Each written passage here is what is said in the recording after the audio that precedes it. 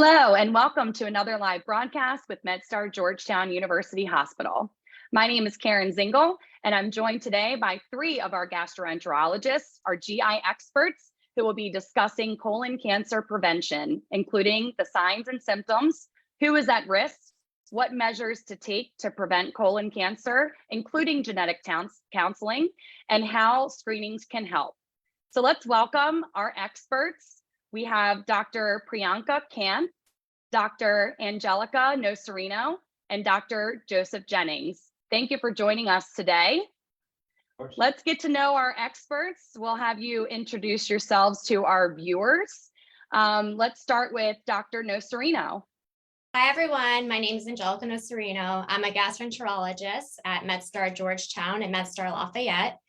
In addition to general gastroenterology and colon cancer screening, I focus on motility disorders, such as issues with trouble swallowing, GERD, pelvic floor issues such as constipation, fecal incontinence.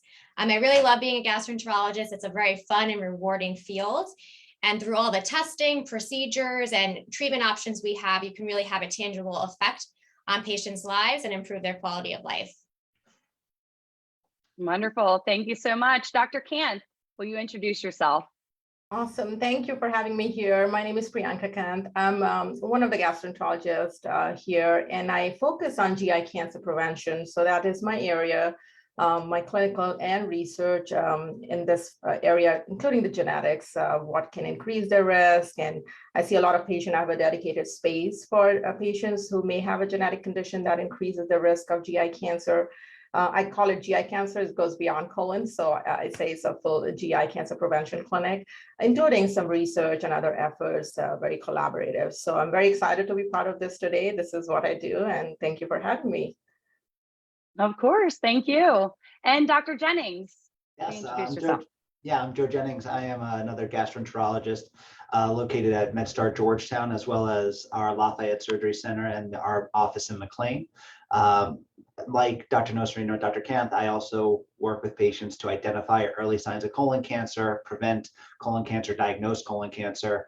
But my specialty research is in bleeding of the GI tract. So I also deal with a lot of patients who have issues with constant chronic bleeds from the GI tract. And I'm also one of the associate program directors for our training program here for our GI fellowship here at Georgetown. Wonderful. Well, thank you all again for being here. And thank you to our viewers for joining us. If you'd like to learn more about colon cancer prevention, then stick around, share this broadcast with your friends, give us a like, let us know you're watching. And if you have questions for our experts, you can ask them in the comments below. So we're going to get started with the discussion. I have a few questions just to get us going with the discussion today. And these questions are for you, Dr. Nocerino.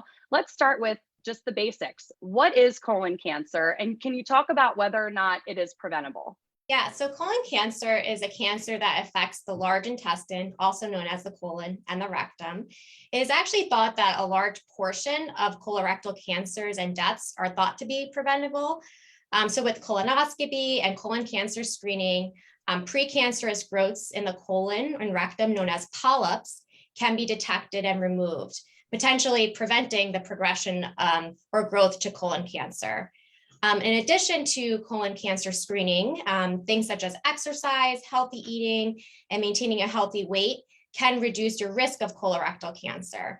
But some people, even if they're maintaining optimal diet and lifestyle, may have a genetic risk for colon cancer and still develop it. And we'll talk more about that later. All right, thank you. So who is at risk for developing colon cancer? Yeah, so as I previously mentioned, people with a genetic predisposition are at increased risk. So that may be a personal family history of colon cancer or high-risk polyps, whether that be in a first-degree relative such as a parent or a sibling. There are also genetic syndromes that predispose to developing colon cancer, such as Lynch syndrome. Even those with inflammatory bowel disease may be at increased risk. And the thought behind that is that if there's uncontrolled chronic inflammation in the colon, that may predispose to development of cancer. Additionally, there may be lifestyle factors that play a role, such as lack of regular physical activity, a diet low in fruits and vegetables, a diet that's high in processed meats, high and extensive alcohol consumption and tobacco use may also be factors that can put you at risk for developing colon cancer. Okay, thank you very much. What are the signs and symptoms of colon cancer? So colon cancer may not actually cause any symptoms at first, and that's why we recommend doing screening and colonoscopies even if you don't have symptoms. As the cancer grows in the colon, it may start to cause some symptoms. It may cause blockage of the passage of stool, which can result in symptoms such as extreme abdominal pain, changes in bowel movements. So people may describe feeling more constipated. The number of bowel movements they typically have in a day may change, as well as the texture of the stool. So they may describe thinner stools, and of course, blood in the stool. So if you ever see blood in your stool, it's always important to discuss this with your gastroenterologist. Okay, and that's a good segue for Dr. Jennings. I have a question for you. Mhm. When should, so if you have blood in your stool, is one example that Dr. Nocerino mentioned, when should you go see a gastroenterologist? So that is the main question here, and it brings us to like a difference in the terms, right? Because a lot of what Dr. Nocerino was mentioning before symptoms is when we talk about screening, right? So screening really means in the absence of symptoms, but when you have symptoms, the sooner they get evaluated, the sooner we can determine that is any further testing needed, is there something else we need to do?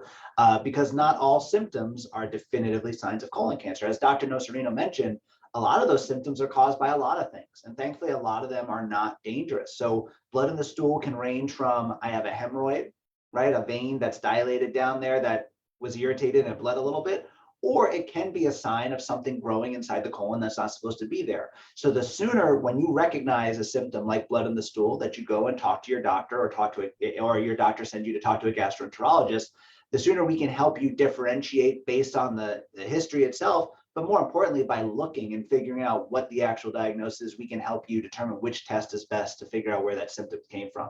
So usually if you see blood in your stool, talking with your doctor sometime in the next couple of weeks is recommended. So that way we can get things started, get that timeline moving forward on when we can investigate those symptoms.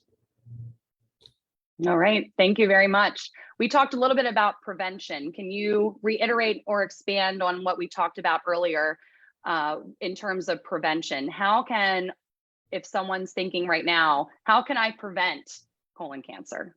Yeah, and so the biggest thing we can do in prevention is screening. So when we don't wait for a polyp or cancer to grow to the size or grow in a certain spot where it actually produces symptoms, we can then intervene on that far earlier when we find it earlier, because we are being proactive as opposed to reactive. So the best preventative tool we have is screening. And so colon cancer is somewhat unique in that the precursor, the precancerous lesions, we know a lot about, and we have a tool that can easily go find them and remove them without, things like surgery for the majority of patients. So, by going and looking when there's not symptoms, finding those polyps when they're really small and really easy to remove with colonoscopy, I can then prevent that polyp from ever having the opportunity to turn into colon cancer. And I think the thing to remember about colon cancer, and we'll talk about the groups who are at considerable higher risk relative to the average population, is that the average person's risk for colon cancer is still pretty noticeable. It's a relatively common cancer, right? Depending on which studies you look at, it's anywhere between the third or the fourth most common cancer in the country. So all of us, by the nature of living longer, which is wonderful, and experiencing more time, give polyps more time to grow, give those polyps more time to potentially turn into colon cancer. So by living and having time, we have a chance of developing polyps. And so that's why we recommend, don't wait for a symptom. Depending on your family history and your exact story, let's start screening when we can look and find these things much earlier. Other things have all been, the data on them is a little bit different. So things like, high fiber diet, less processed meats, red meats, healthy diet, exercise, all those are great things, and they have other benefits, and they probably do carry some benefit to reducing your risk for colorectal cancer. But the risk factor of time being as universal as it is, even those people who are on a perfect diet, who have a perfect weight, you are an Olympic athlete who's done everything right when it comes to diet and nutrition, you still need to be screened with some tests, right? So nothing that we do from those other factors is enough to be like, well, since I'm taking care of my diet so well, maybe I don't need to talk about colon cancer screening, or maybe I don't need that colonoscopy or stool test or the other options we have. We all need those. There might be some things that we can do to make it so that way I'm much less likely to get a positive test. I'm much less likely to need my colonoscopy as often as someone else, but we still need to screen even when we do all the other stuff completely right. Thank you. And I know we'll talk more about screening a little bit later, but I want to expand on what you mentioned about the Olympic athlete that does everything right, that has no family history, no symptoms. When should they be getting a screening? Is there a specific age? Yeah. So average risk, what we call average risk, and we're talking about screening. So that automatically assumes no symptoms, because if you got symptoms, get checked out as soon as the symptoms start, talk to someone. But average risk, no family history, no symptoms, 45 is the new number. It used to be 50 for some people, 45 for other people. But if you have no family history, no symptoms, you're otherwise going about life happy, healthy, regardless of what your diet, exercise pattern is, 45 is when you get checked out. When we start to introduce some of the other historical factors, like what your family history is, or if you don't know your family history, some of our patients are adopted and they really have no access to any part of their family tree branch. We would say, well, if you have someone in your family who's had colon cancer before, especially those first degree relatives to you, or multiple second degree relatives, or you're not 100% sure and there's not a good way for you to find out, we'll start you a little bit earlier. So if you had family members who were older when they got colon cancer, over 60, we'll start you at 40 as opposed to 45. But if you had a parent who had colon cancer, let's say, and they were 50, or they were, let's say they were 40 when they got diagnosed, their children or their siblings should really start screening at age 30. So 10 years before, whenever that relative who got diagnosed with colon cancer at a young age got their diagnosis. And that's all based off the principle that polyps, most cancers start off as a polyp. So a polyp is not cancer. If you let it grow, it turns into colon cancer. So if we had a time machine on that relative who had colon cancer and we went back 10 years in time, we'd probably find a polyp at that spot where eventually their colon cancer came to be. So in their relatives, we say, well, we don't have a time machine yet, but we can start earlier in you. So that way, if you do make polyps, we catch them in those much earlier stages where we remove them and they can never become colon cancer. All right. Thank you very much for that explanation. So 45 for the healthy person, average risk.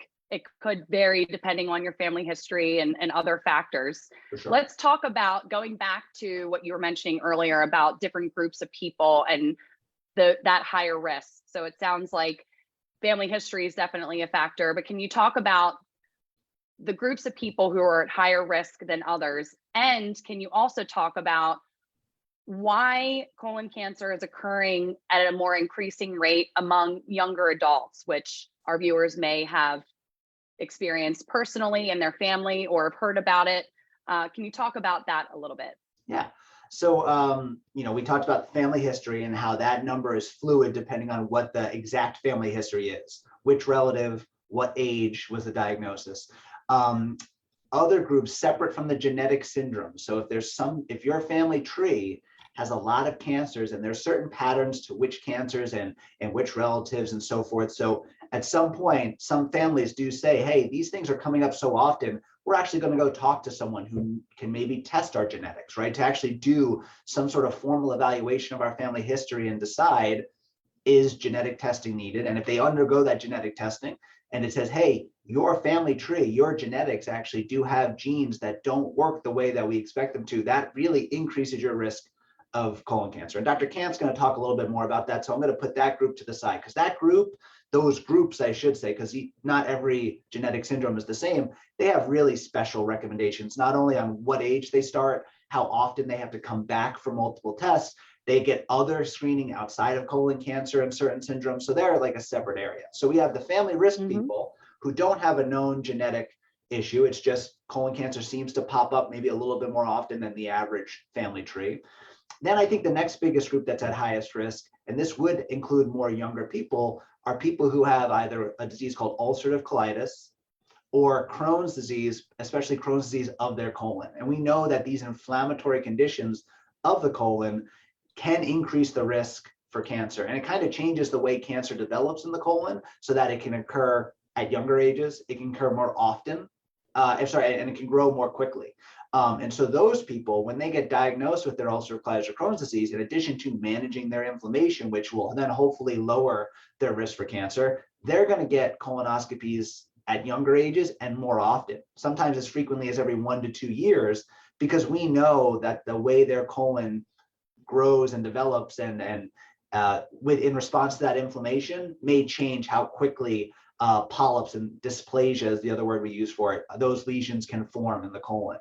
So those would be the two main groups I would think of outside the genetic conditions: family history without a genetic mutation that we know of, and those inflammatory bowel patients would be at those higher risks. As for the last part of your question, there's a lot of theories as to why in general across the population, the younger people seem to be the one group where data says that cases and outcomes related to colon cancer are moving in the opposite direction. So there was a paper published very recently that said, like in the 60s, 70s, 80 age group, 50, 60, 70, 80s, incidence, deaths from colon cancer are all going down.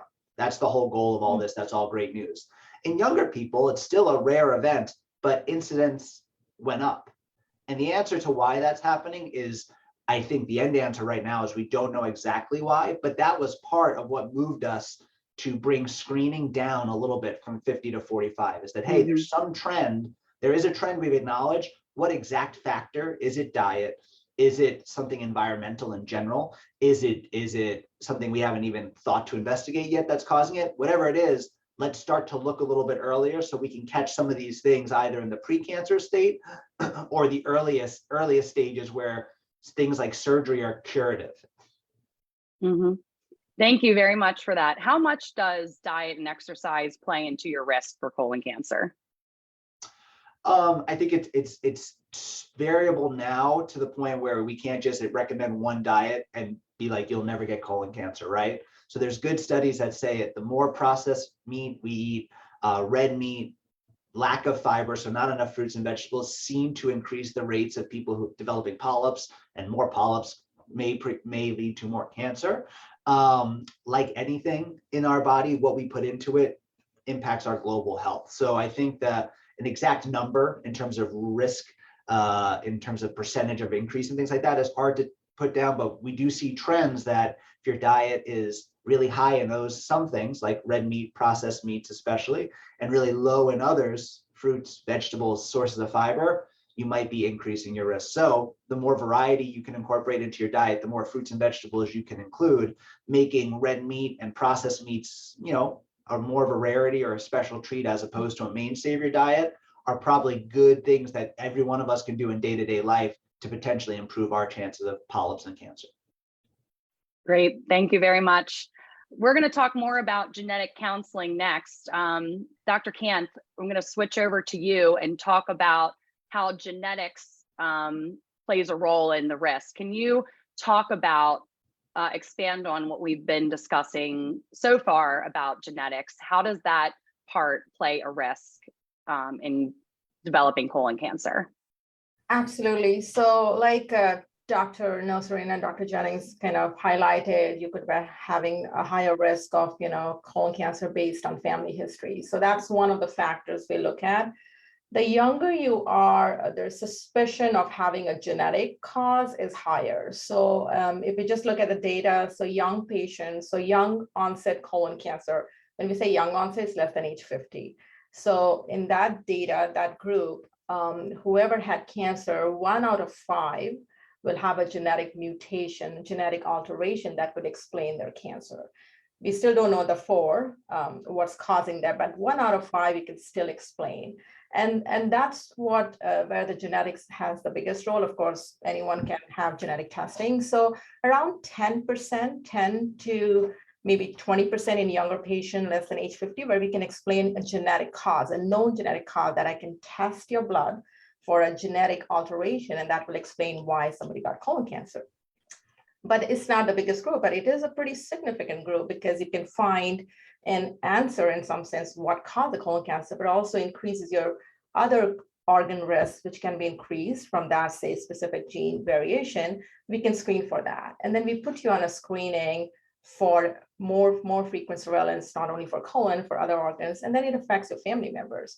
So in general, 10 to 20% we can explain in the GI world by genetics. And genetic counseling is the first step. And the first step to know like who should get it is like earlier Dr. Nocerino and Dr. Jennings mentioned family history. If you have family history of colon cancer, but if you have more than one family member with colon cancer, that's a kind of a red flag. Or if you have young onset colon cancer or other GI cancers, that could be something to think about and say like, oh, is this like sporadic? And maybe not. It could be something genetic that you can pass it on. A lot of time you can, if somebody is carrying a gene variation, gene mutation, there's 50% of risk passing it to the next generation. So if you have 5 kids, all the kids could have 50% risk of having a gene mutation. So it's something to think about and talk to your family members and explore a little bit more, like if you have family members.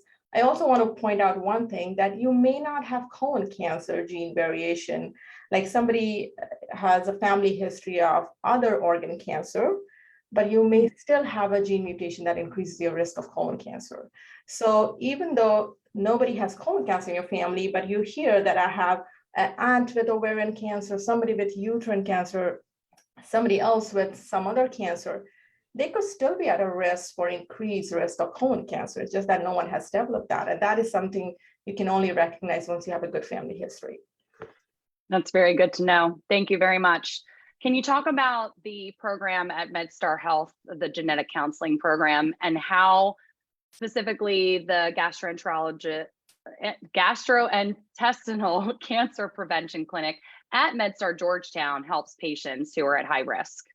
Absolutely. So I work very closely with the Lombardi genetic counseling program. So they have a dedicated genetic counseling programs. They have genetic counselors where they see patients who are at a high risk or have personal history of cancer. And it could be GI or non-GI. That's a dedicated program. And if anyone is interested in contacting genetic counseling, they should contact Lombardi Cancer Center Genetic Counseling Program and able to pursue that. Say you have certain family history, should you be seeing them? That's one thing. One other thing is, of course, go through your primary care physician and find the correct kind of contact, but that's a dedicated program. The clinic I run is a GI cancer prevention clinic where I see patients who are at high risk for GI cancer. And like earlier mentioned, that you may or may not have cancer, but you could have a high risk. So we see these patients talk about what gene mutation they may be carrying or have a family history and how they should be evaluated. So it's a dedicated space for these patients. So there are certain conditions like Dr. Jennings mentioned earlier, Lynch syndrome. It's a condition that increases your risk for colon cancer, but 10 other cancer as well. Colon is highest, but you could have risk for ovarian cancer, uterine cancer, so many other cancers. And a lot of time we won't know if you don't know the family history, or unfortunately we get to know if somebody gets cancer. Those kind of patients I see on a regular and on annual basis because things change so much with family history or something new recommendation comes up. So this is what the clinic does. We keep an eye on not only on their GI kind of preventions, because of course I can do endoscopy and colonoscopy, but I also review globally like what other cancer risks they are at and are they getting the screening for that or not. So this is done more on a yearly basis or more frequently if needed. The world of genetics is changing very rapidly. We are finding new genes. I would say every 2 to 3 years, we find a new gene that is associated. So updating patients about these and letting them know, even research studies, like they talk about Lynch vaccine trials coming out and things like that. So that would be highly beneficial if they're attached to this clinic. So that's the goal of this clinic, to give a space and time to these patients at one place where they can see me for like kind of all surveillance. Thank you very much for explaining that. So you talked a little bit about the process in your previous answer, getting screened, having conversations. You mentioned a blood test, but can you talk through the process from start to finish for genetic counseling? Absolutely. So genetic counseling, if you're going to a cancer center, you contact the genetic counseling program, you usually will have a visit with the genetic counselor. A lot of time these days, these are virtual visits. They go over your family history, they calculate your risk, and then decide if you qualify for testing or not. Of course, there are models and other things we look at where we see if you truly qualify or not. So if you have just one family member, a third degree relative, you may or may not even qualify for genetic testing. But that's the first step for the genetic counseling. And usually once they see the genetic counselor, they get, say, genetic testing pursued. That result takes a few weeks to come back, and then they're recontacted based on the results. And then depending on what genetic variation was found or not found, they are referred to different providers. So that's the scheme for genetic counseling. In my clinic, I also order genetic testing. So I follow kind of the same process. So I do see patients who can have family history of cancer, and I send the genetic testing. I do the same thing. I recontact patient once I get the results, and we sit down again and talk about it if there's anything positive, which we need to follow, or anything concerning we need to follow. So that's the process. So the first thing is, if you're concerned, I would say contact our division, and get in touch, get an appointment. We do an evaluation, talk about in detail, also talk about what genetic testing means, the process, where to get the blood draw done, all that.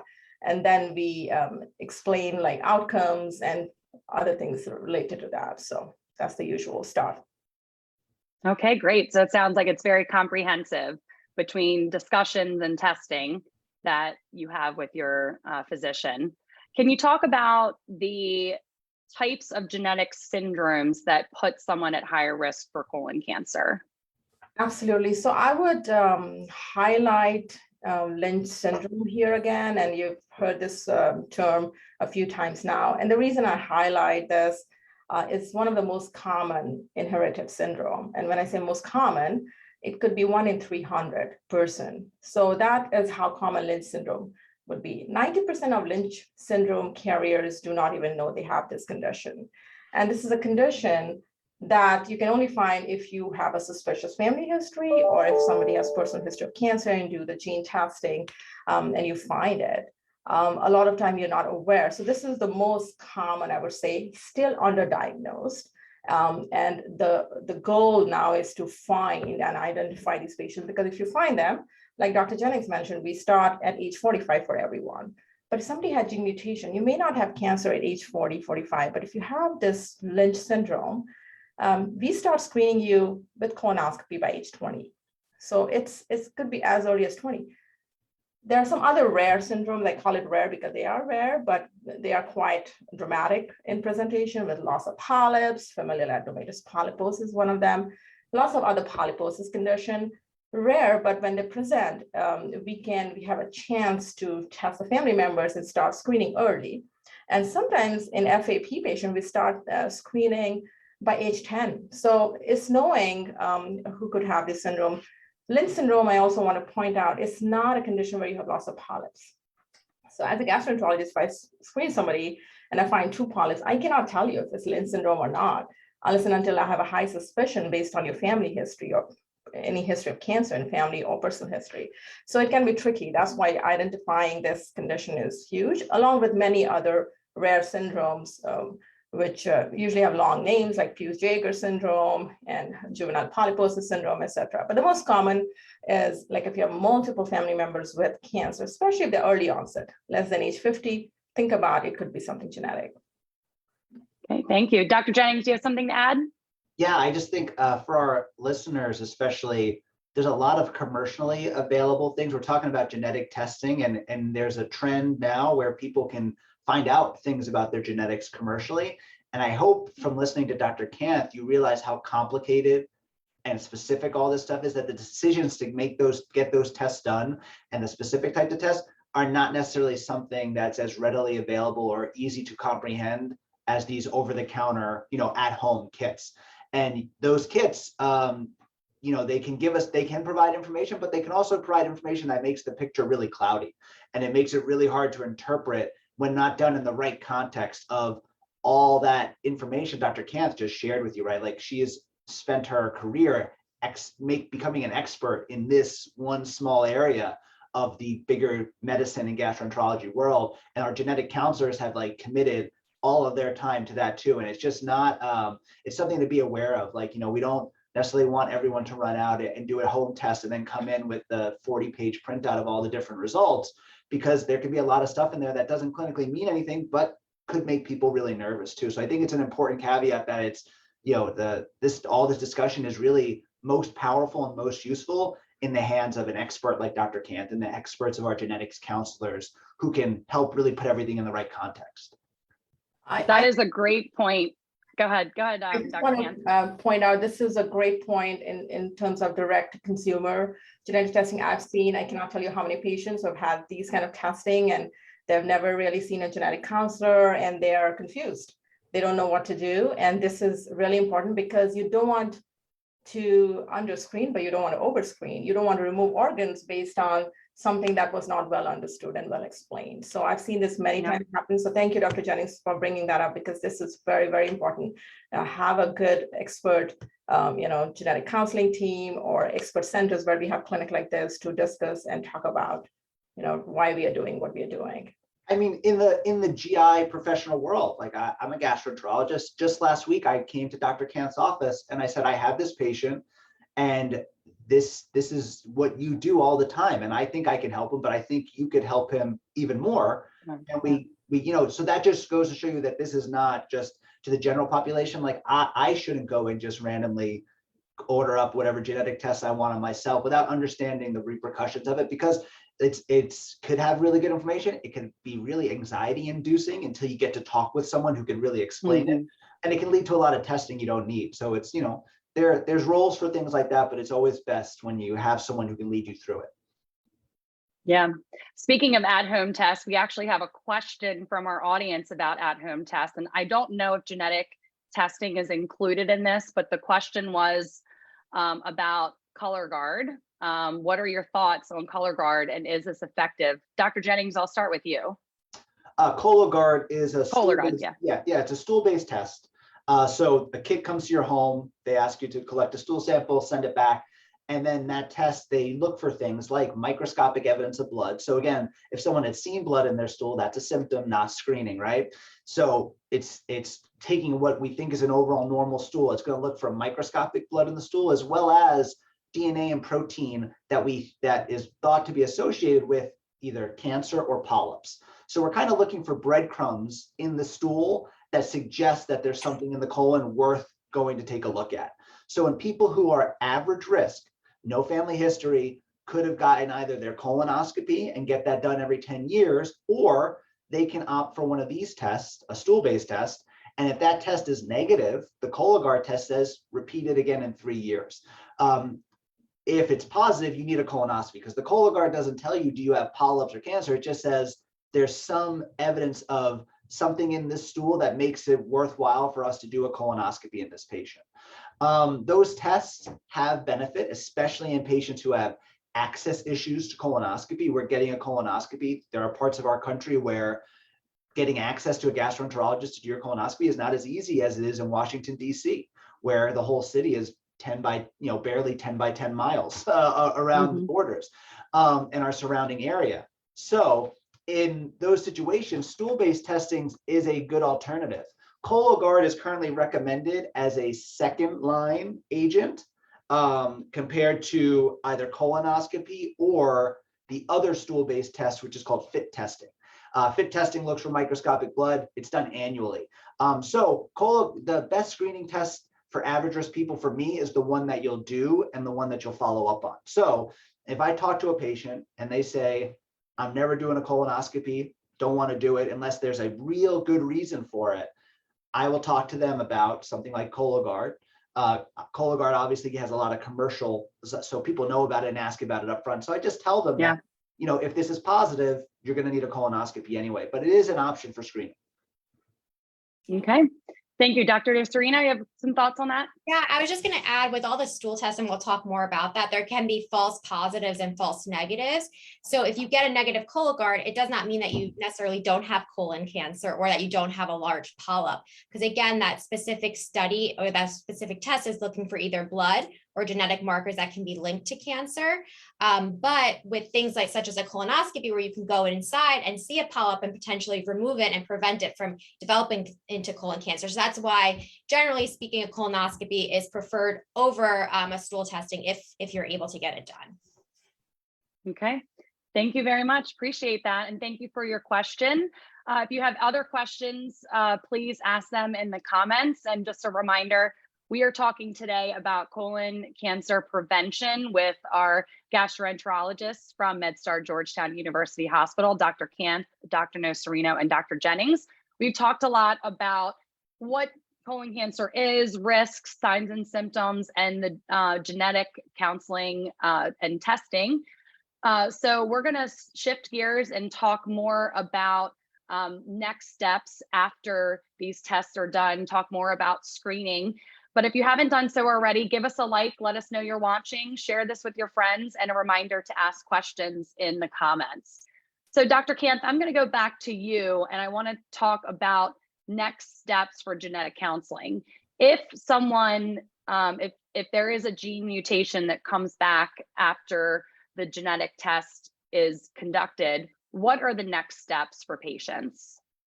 Absolutely. So if something comes back that is concerning, that could be causing the risk, either increases your risk of cancer or can explain the cancer in family members, we have recommended guidelines based on any genetic mutation we are checking for. So based on that, we start screening, which is usually very early. So I'll give you an example of Lynch syndrome.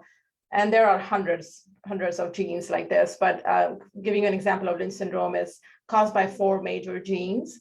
And if any of these are positive and you have Lynch syndrome, we start many screenings early on. So we start colonoscopy. So we sit down, we talk about, okay, these are the other screenings you'll need, including starting early colonoscopy, endoscopy, but you need surveillance for uterine cancer.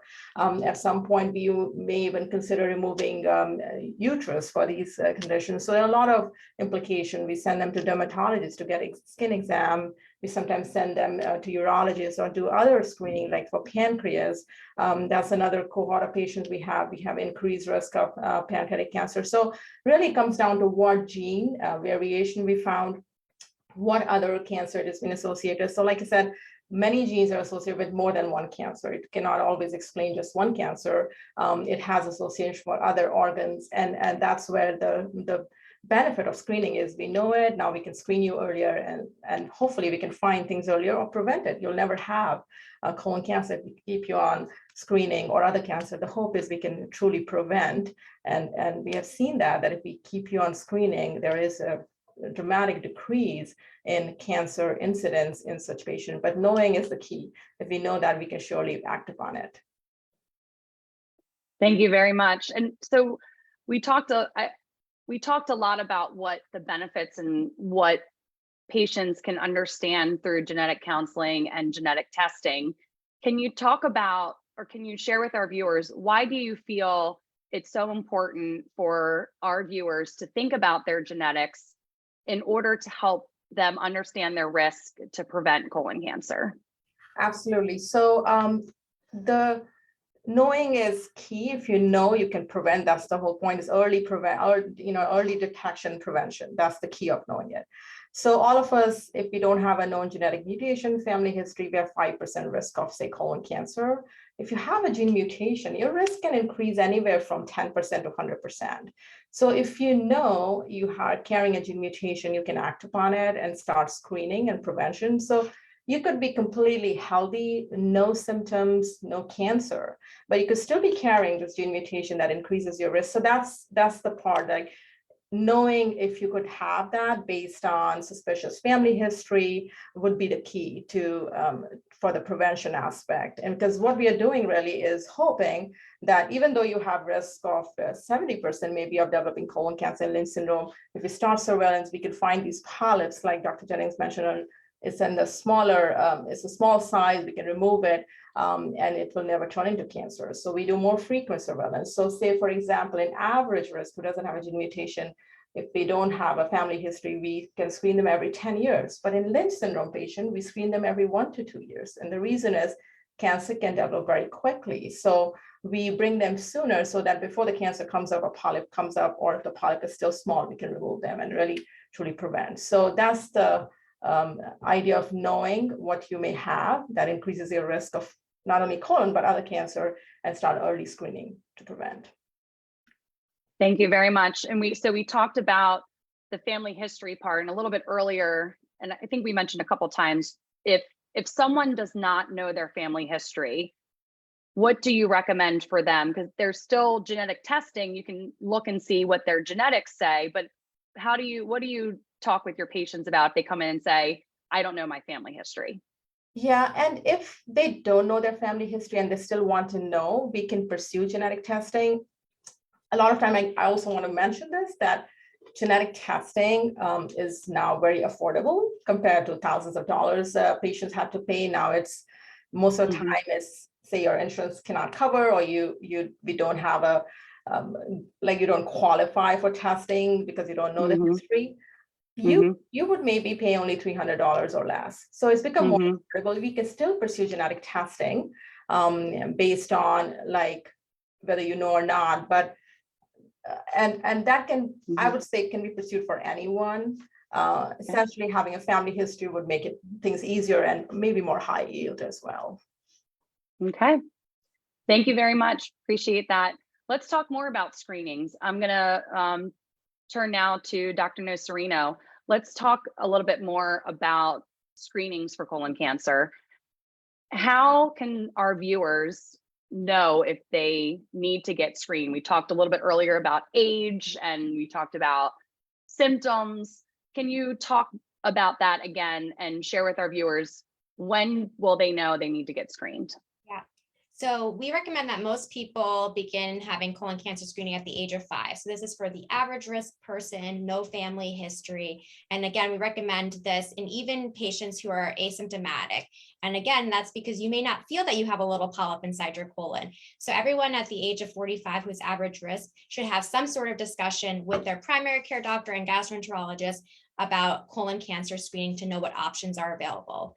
People who have increased risk of colon cancer, like we discussed, strong family history, a genetic predisposition, or inflammatory bowel disease, they may begin screening at a younger age. And then in general, most people can stop being screened around the age of 75 or at the latest 85. But really, the most important thing is to have a discussion with your doctor to figure out what's most appropriate for you. All right, thank you very much. What are the screening options that are available? Yeah, so we talked about some of them briefly, but let's start with the colonoscopy. So this is our gold standard for colon cancer screening. And what a colonoscopy is, it's a procedure that's done often while a patient is sedated or asleep through anesthesia. We take a tube with a camera and look inside the entire colon. And what we're looking for are those little polyps or benign growths. If we see those polyps, we remove it at the time of the colonoscopy. It's important to say that in order for us to see inside the colon, a bowel prep is done prior to a colonoscopy, in which a patient drinks a lot of laxatives to have diarrhea to clear out their stool, so that when we go inside, we can see with the camera and we can visualize the entire colon. Generally, a colonoscopy is offered every 10 years, but it may be more frequent depending on risk factors or if you had polyps. So if you had a colonoscopy and multiple polyps were found, then you're predisposed to developing polyps again in the future, so you should come back more often. So that's the colonoscopy. Other testing that is available is something called a flexible sigmoidoscopy. This is done every 5 years. It's similar to a colonoscopy, but the main difference is that this test only looks at the last part of the colon, while the colonoscopy instead looks through the entire colon. The bowel cleansing is not as extensive as a colonoscopy. It's usually enemas because we're just, again, looking at the end of the colon. And oftentimes this procedure can be done unsedated without anesthesia. But a drawback to this test is that it obviously can't detect polyps or cancers or masses in parts of the colon that we can't visualize. So we're not sure, we can only really look at the rectum or the end of the colon and the sigmoid. So we're not looking again at the entire colon. Another option for colon cancer screening is called a CT colonography, also known as a virtual colonoscopy, and this can be offered every 5 years. It's the same preparation actually as a colonoscopy, including the bowel cleanse to get all the stool out. But instead of going in with the tube and the camera, we use CAT scan to look at the colon and take images. If polyps, however, are seen on this virtual colonoscopy, you then have to follow up later with your gastroenterologist for a colonoscopy and go through a bowel cleanse again so that those polyps can be removed. Potentially another drawback is that this CT colonography, you are exposed to radiation. Okay. Then we have stool testing, and we briefly discussed this. There's two different types of stool testing. One is looking for blood in the stool, and this is done on an annual basis. So the thought is that some large polyps or cancer may bleed. So if you do a test around the time that that polyp or cancer is bleeding, that test will be positive. And the test may even find microscopic amounts of blood in the stool that you may not actually see with your naked eye. But what I will say is if this test is positive, then you will need to follow up with a colonoscopy to further investigate and to see why there is blood in your stool. And then the other stool test we talked about is the stool DNA testing, or the Cologuard, which is often done every 3 years. So this stool test looks for blood in the stool as well as genetic markers that can be linked with colon cancer. It's a stool test, so it doesn't involve a bowel cleanse like the colonoscopy. But again, this screening test, if it's positive, you will need a colonoscopy. But in general, like we discussed, there are with stool tests, there can be false positives, false negatives. The stool test may not detect small polyps, which if we did a colonoscopy and we saw these small polyps, we would remove to help prevent colon cancer. So there's risk and benefits with all the different options out there. But it's just important really to talk with your doctor to figure out what test is best for you. But honestly, just screening somehow is, no matter how you do it, is what's important, just to have this discussion. That is great. Thank you. Can you talk a little bit about the prep for colonoscopy? I know I've heard from just my own personal experience that is the most painful part of the entire process. Can you talk a little bit about that? What's involved? I will say is that I feel like the prep years and years ago were, very large volume, tasted terrible. So people did not like it. What I will say now is the prep that we most commonly use at Georgetown is Miralax prep. So as you know, Miralax, it's a powder laxative you can buy over the counter. It doesn't taste like anything. So you mix that with water or Gatorade. So it tastes like you're just drinking that water or Gatorade. So it doesn't have as bad of a taste. And then instead of, chugging a large, sometimes 4 liters, it's actually 2 liters. And what we do is what's called a split prep. So instead of drinking all at once, you're drinking half of it the afternoon before your procedure and the second half about 6 hours before. So again, it's a little lower volume. You're not drinking as much. It doesn't taste as bad. So people tolerate it better. And there's also multiple different types of laxatives and different preps out there. This is just one of them. And we can talk and figure out what you would feel most comfortable taking. And so most patients, for the most part, tolerate it, and you can think of it as a cleanse. But for, it's really important to clean out well, because when we go inside, we want to see everything. So that's why the laxative prep is very, very important. Thank you very much. That sounds much better than what I thought to be the prep. So thank you for answering that question and sharing that with our viewers. So you talked about different screening options. Can you share which of those would require going under anesthesia and which are not? So if any of our viewers are concerned about anesthesia, what would their options be out of the ones you mentioned? Yeah, so absolutely. So colonoscopy, I would say for the most part, we do use anesthesia, but there are cases where if a patient does not want to get anesthesia, you can do a colonoscopy unsedated. But what I will say is that it may be a little uncomfortable, right? We use a lot of air to inflate the colon and we're pushing the tube through tight turns. So for the most part, it's a more pleasant experience if you get anesthesia, but talk to your gastroenterologist. And if you don't want anesthesia, it is an option to do a colonoscopy unsedated. That flexible sigmoidoscopy where we just take the camera and looking at the end of the colon, that can also be unsedated without anesthesia. And then of course, the CT colonography, the virtual colonoscopy, that does not require anesthesia, as well as the stool test. So a lot of people do have concerns about anesthesia. So it's just important to bring that up with your gastroenterologist and to find something that you're comfortable doing. All right, thank you very much. Really appreciate that. So we talked about the different screening options. We specifically, thanks for Dr. Nocerino talking about colonoscopy, which is the main screening option that we use and who should receive a colonoscopy. And you also talked about the procedure itself and whether if polyps are found, you mentioned those can be removed at the same time. You mentioned the small polyps. Is it any polyp that you see throughout a colonoscopy? They can be removed any size? Yeah, so that's a good question. And, for the most part, we have lots of different tools that we can remove most polyps while it's done during a colonoscopy. And of course, some rare cases, if it's a very large, complex, polyp, sometimes you would have to come back, but for the most part, it can all be removed that same day. So that's what's great about a colonoscopy is you're taking a look and you're intervening that same day, unlike some of the other testing. All right, thank you very much. And one more screening question for you, Dr. Nocerino. Is one screening more effective than others? Yeah, that's a good question. Like we said, no matter what screening test you do, that's the most important thing is to do screening. But our colonoscopy is our gold standard. And the reason for that is because we're looking at the entire colon and we're looking for these little polyps. And we're able to remove them at that time to prevent it from growing into colon cancer. The other testing, like stool testing, it may not be positive if you have a small polyp. So, that's why the colonoscopy is preferred if you're able to do it over some of these other testing. All right. Thank you so much. Really appreciate all that wonderful information.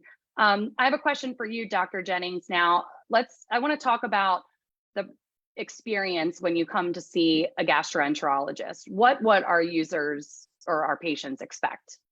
Sure. So we often started off with a routine clinic visit to get to know one another. We get to answer your questions about, obviously if they're having symptoms, why their symptoms there. But let's just talk about a patient who wants to do colon cancer screening because that's what we're focusing on, right? So during that visit, we get to explain to them kind of what we did here today. What are their options? What are the pros? What are their cons? Is there anything in their family history or their history that tells us one test maybe is eligible to the general population, but would not be a good option for them, right? So we've talked a lot about family history. When you have a family history of colon cancer, colonoscopy is the test you should get. Like that recommendation is much more strongly put across to the patient versus someone who's average risk where, yes, colonoscopy still might be the best test we have, but stool-based test could be appropriate for you as well. So you have that option to you. So we get to go into a nuanced discussion based on each patient. We talk about the risk and benefits. We go over the logistics of this is what the day before is going to be like. This is what the bowel prep medicine is going to be like. And we give them all that instruction. So then the follow-up to that clinic visit is usually the time of their procedure, right? So they've made their appointment. They got all their instructions. We answer all their questions. They go home. Now, the week before their procedure, they're doing a little things in their diet, like eating a little bit less fibrous food. I know we talked about how a high fiber diet is great for you. That's still true. But in the week before your colonoscopy, it's not the best thing for you because that fiber tends to stick in your body and exert its good benefit in that way. We want to make things easy to clean out, like Dr. Nocerino was talking to you about with the bowel prep. So we've told them that week before they're going to change their diet mildly to avoid certain foods, maybe cut back on things. And then the day before is a really different diet where they've been fasting and they do the bowel prep and they come in. So when they come in to see us on the day of their procedure, they're going to meet a few extra people in addition to their gastroenterologist. So they're going to meet our nursing staff who's going to help them get changed into a hospital gown, put in an IV, because that's how we're going to give you the medicine to keep you nice and comfortable, the anesthesia, so to speak, during your procedure. You're going to meet your anesthesiologist, the provider who's going to be in the room with you, monitoring you through that sedation, making sure your body gets just enough medicine so that you're comfortable and not feeling anything, but not too much that you would be more sleepy and things like that. They're going to make sure you're breathing well during the whole procedure, but the expectation is that you'll be breathing on your own the entire time. They're just there to monitor.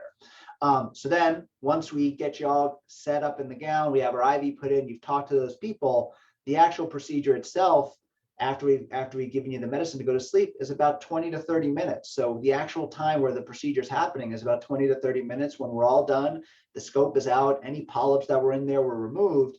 We turn that medicine off, you start to wake back up, and then we actually talk to you in the recovery area. We go over the results of the test that very same day. As you're getting dressed again, and we give you some food, something to drink, eat and drink, because you haven't had anything to eat or drink that day since you've been waiting for your procedure. And then you're going to be able to go home. That day, because you've had anesthesia, we tell people for the rest of the day of that procedure, you might be a little bit groggy. It's a good day to catch up on sleep, be lazy, sit on the couch, watch some television, enjoy some food because you've been fat, you've been on fast for the last day or so. But the very next day after their procedure, they're back to normal. There's no recovery time. There's no, I can't go back to work for this long. I can't exercise. It's pretty much instantaneous recovery in that regards. And then about a week or two later, we follow up with them over the phone, through the patient portal via medstarhealth.org, or in a follow-up visit, if that's what the patient had requested and scheduled, to go over the results of what the polyps we took out looked like under the microscope. So that day you leave knowing, was there anything concerning? What should I be worried? But the final results come about a week later when we say, hey, we looked at all those polyps under the microscope. They're all benign, not cancerous. You're good to go. Come back in 5 years, 7 years, 3 years, whatever the appropriate recommendation was. So for that whole visit, the clinic visits 15 to 20 minutes, a couple of days, weeks before your procedure. The procedure visit is about a 2 to 3 hour visit, where the procedure itself is only about 30 to 40 minutes. And then that's something you may not have to do again for a number of years, depending on what we find in your family history. All right. Thank you for that detailed explanation. Really appreciate it. I was following through in my head almost like I was a patient going through the process, and it seemed very straightforward, streamlined. You got everybody there for you, making sure that you're well taken care of, and it's a short recovery, or just that day. So that's great news. Thank you so much for that. Let's wrap up with one more question related to, we have a colon cancer risk assessment available. Dr. Kanth, can you tell us a little bit about our free online colon cancer risk assessment that we offer? Yes, so we do have a kind of an online version of knowing if you could qualify as a high-risk individual, and then you may consider seeing a genetic counselor, or actually more so to see if you qualify for screening for colon cancer. Everyone age 45 should get, but you could be at a higher risk for other reasons, like your family history of polyps or cancer. So this is a nice tool, and it is available online. If you go to medstarhealth.org and search for colon HRA health risk assessment, you can find this tool, and you put in your age, sex, then some history of family history, but it brings up and says you should talk to your primary care physician, or you should be getting a colonoscopy. That kind of like, okay, you should be thinking about screening. So it helps you a quick assessment in some sense within a couple of minutes to know whether you could be at risk. It doesn't give you all detailed genetic testing kind of insight. It is really to screen at first level, I would say, do you qualify for screening or not? And you could qualify for earlier screening based on some of the family history assessment is, but you can do it from anywhere online. You can check it and see if it shows that you should talk to your primary care doctor, or you should consider screening such as colonoscopy. Then I would highly encourage you to meet with your primary care physician and talk about this. All right, thank you very much. I do have another question from our viewers that I want to ask, and also ask each of you as we wrap up if there's any final words, key takeaways you want to make sure that our viewers get out of this discussion today. So I'm going to start with you, Dr. Jennings, and I'll ask this audience question as well. The question's from Sam. How far out are we scheduling for colonoscopies? Can you answer that and also give us your key takeaways?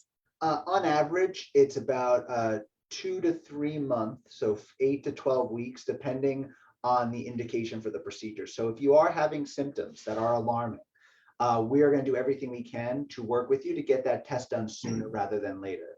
For screening purposes, that doesn't have an absolute date. Like the day you turn 45, it's okay to get your colonoscopy 6 months into your 45th year. It's okay to get it at the 360th day of your 45th year. It's okay.